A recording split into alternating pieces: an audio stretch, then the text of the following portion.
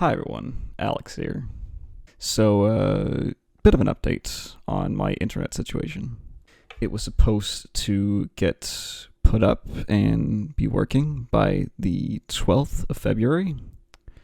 Unfortunately, I believe that something happened with the cable itself, which, of course, number one, I do have access, but I'm no electrician nor technician in any way, shape, or form, so I'm leaving that well alone. And the internet company, of course, say, hey, we cannot get you a technician on the phone, no less, before Wednesday. Anyway, so it is currently 3 a.m. I am recording this, so I'm gonna send it to Dylan, and I'm not gonna force him to do anything, but I'll see if he can make something funny or interesting out of this, so there's at least some content up on the channel that's not just, us trying to make something out of horrible internet quality. So yeah, shout out to Dylan if this actually manages to go up.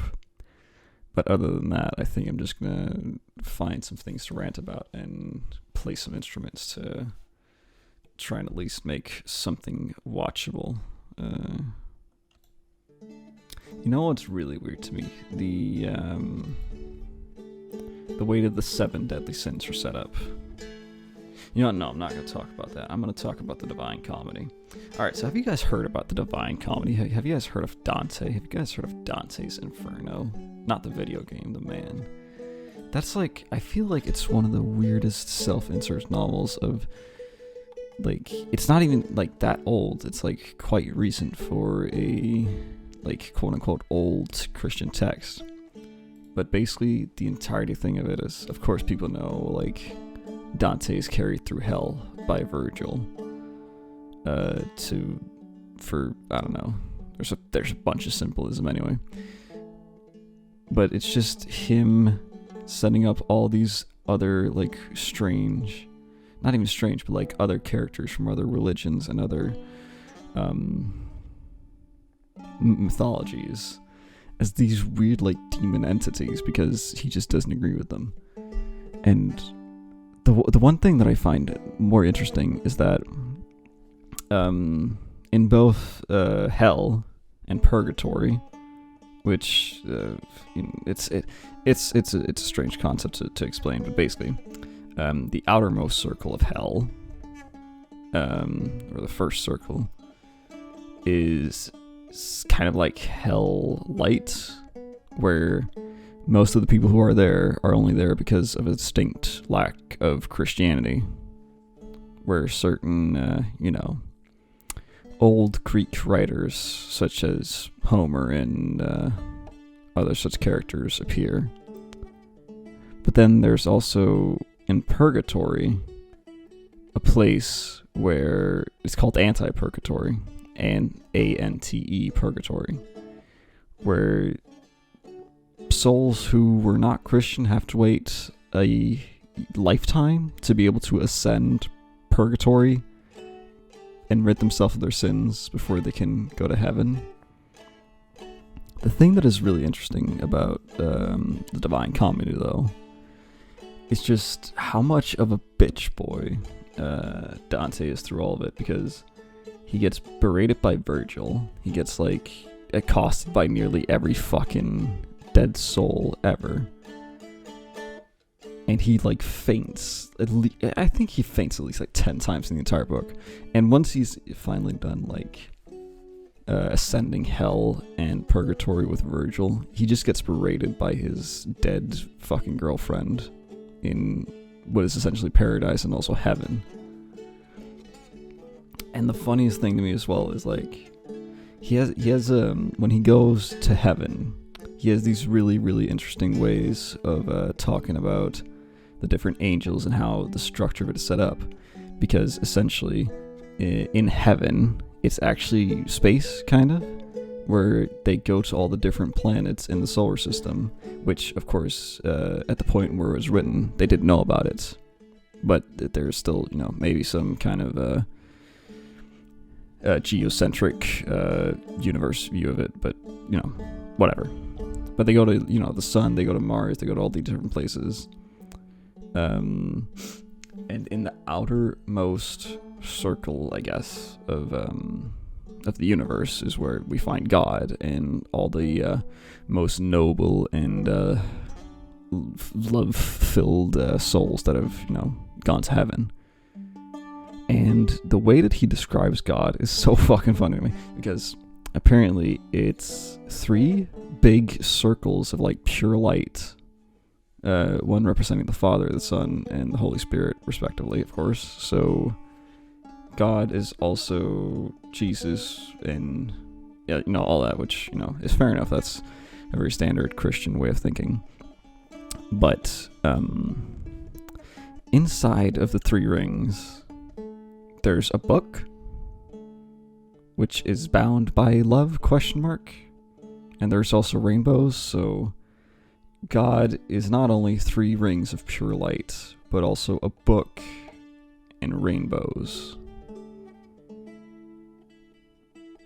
And apparently the most noble and like greatest of souls, they all sit like right next to God, but they're on like a giant fucking floating rose, and each petal has a seat or something like that. This just sounds like the start of my religious podcast now, where I just rant about strange things I find in such writing. Okay, no, speaking about the Divine Comedy, though, not a lot of people know that, but let's talk about the Aeneid, which was written by Virgil, the guy that Dante is like fanboying over. Essentially, the Aeneid was written by Virgil because of the emperor of Rome at the time wanted him to write something to honor him and Rome in some way. But Virgil did not really like the emperor, and the quote-unquote insert of him as the main character is like described as a very noble stand-up guy, but in almost all situations in the book he's just a namby-pamby bitch boy who doesn't get a lot of things done, and it's just not a great person overall. But the funny thing is, in there, a lot of the Greek hero or Greek, the Greek heroes, of course, and the Greek or Roman, as they are, of course, described in the book, pantheon, is presented, and they are, cast as gods and as divine entities. But in the Divine Comedy, they're all sitting in hell forever. And that is like, it's so bizarre to me, because the way it's like set up, at least from a theological like how do you say historical, I guess, like like get the annal, or not the annals, the way through history, like the Roman War happened between the Romans and the Greeks, right? And of course the Greeks won. Wait, no, am I fucking something up? No, I don't think I am. Anyway, so the gods are at play there, like the Roman pantheon and everything. But then, down the line, apparently God happens, and now they're all thrown into hell because I guess maybe the idea is that they die off when they stop worshiping them and convert to Christianity. But yeah, no, that's what I find interesting, because of course the Iliad and the Aeneid and also the Odyssey, they do have some historical merit, yet they are still set in a very fantasy-like way, right? Of course, you know about the Trojan horse and all that, whatever. And was that an actual tactic? Maybe. We don't know. Do we know? I'm not sure. I didn't prepare very well for this. Dylan, you're gonna have to cut a lot of this out. You're gonna make me sound like it. You asshole. You're gonna make me sound like a fucking idiot. I'm fucking idiot. Okay. But yeah, like, also another fun thing about the Divine Comedy, especially the Inferno. Apparently the souls who were, doomed for being lustful, they all have to chill in the same circle of hell forever. And I don't know about you, but if I was, like, doomed for lust, and a few of the characters that he, like, describes that, like, are 100% there is, like, Cleopatra, and, I think Aphrodite was there as well. And, all the most sexy, like, described women throughout history. And, like, all the sexiest fucking guys. Like, I think, what were the names? Greek hero. Achilles, and was it Patroclus? I should prepare it better. But they were there as well, which, they're also described as being very beautiful. You're just chilling there with them. I guess maybe the punishment of that, everyone has to wear chastity belts or something, and if you try anything, you get burned alive. Something, I don't know. But it just seemed, compared to, like, the other descriptions of what the other souls go through, like, for example, I can't remember which circle it is, but the souls that are doomed for wrath, they are in a big fucking lake or something, and they are fighting each other for, like, eternity. It's just, weighed down by water and everything. And specifically, can't remember which circle again, politicians are also doomed to hell, and because Dante, our boy, inserting all the people he doesn't like into hell. Thank you, Dante. All the politicians are doomed to fucking forever be in a boiling lake of tar as demons fly around, grabbing them out, biting them, and then throwing them back in the tar. And also and also the way that the innermost circle of hell is described is that it's a big, like, frozen lake, and the people that are there, of course, inner circle of hell, the worst of the worst, is what Dante thinks of as the traitors, which, if you're thinking about how, what's it called? If you're thinking, like, biblically, you might think of Judas and everything, and of course he's there. And that might be the worst thing, but are they ranked in any capacity in the Bible? I'm not sure, but, whatever. That's just his interpretation, I guess. But, yeah, giant frozen lake. As you get closer and closer, you get closer to Lucifer, of course. And apparently Lucifer is just, in the ice lake, frozen up to his nips. He has 3 heads, and each is chewing on a soul. One of them, of course, is Judas. And 2 others are just, like, some guys that were, like, I think it was the people who devised the Trojan horse, although I may have to look that up just to make sure that I'm not bullshitting myself again. But I mean, it seems a pretty big divide between, ratting out our boy Jizzy and, being responsible for a part in the Roman War. But hold on, let me actually look that up just real quick. Just so I'm not being stupid. Oh no, wait, it was the... Okay, hold on, sorry. Okay, Dylan, cut this back in. The 2 other souls are the guys who stabbed Julius Caesar. Or 2 of the guys who stabbed Julius Caesar.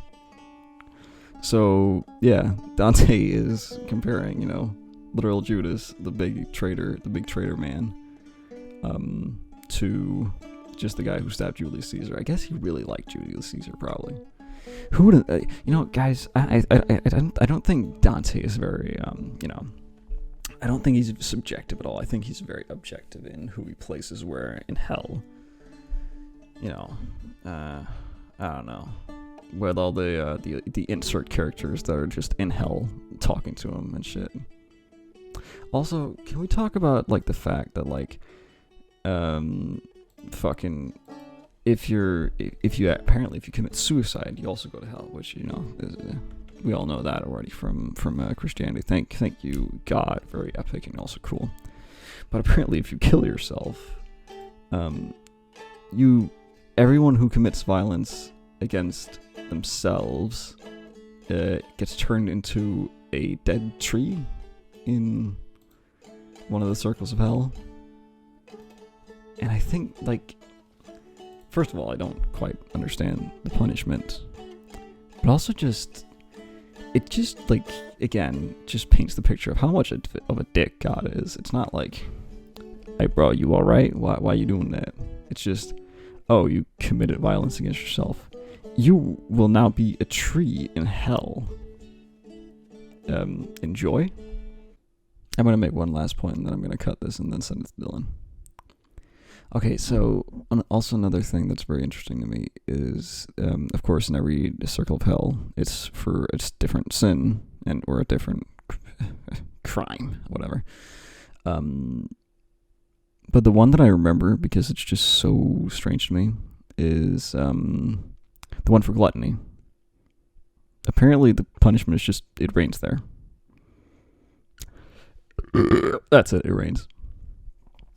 Which, I mean, you know, okay, cool, epic. Thanks, okay. This has been shit. Dylan, please do something with this. I don't know. Remember, kids,